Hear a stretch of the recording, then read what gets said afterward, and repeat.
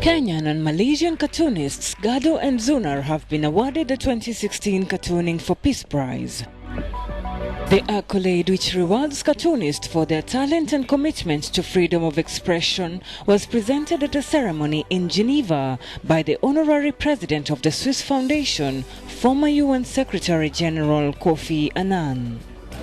I am always amazed at the creative wit of these artists, who with a single image can capture the paradoxes and the absurdity of injustice of a complex problem more effectively than 100 speeches. Artists like Gado and Zunar are taking risks for speaking truth to power. They deserve all the recognition we can give them, which hopefully can also contribute to their protection.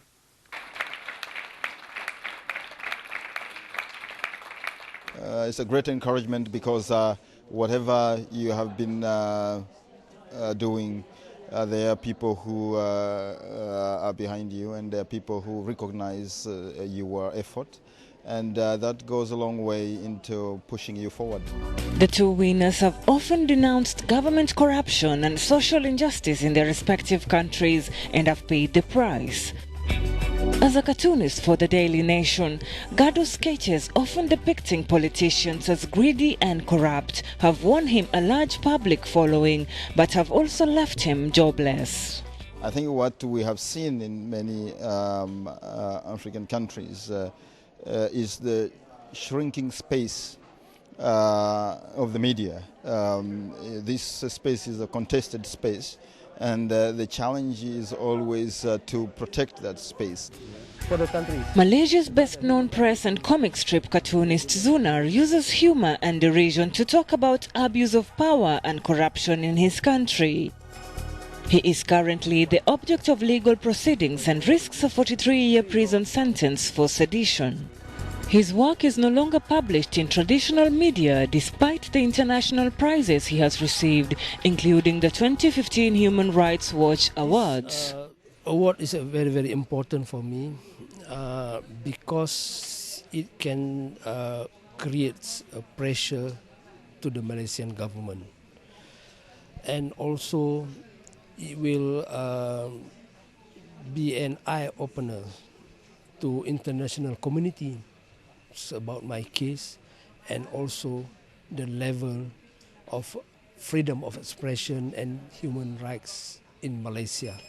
The jury of the Cartoons Prize is made up of world-famous cartoonists like Shepard, Plantu and Liza Donnelly, as well as Kenneth Roth, director of Human Rights Watch.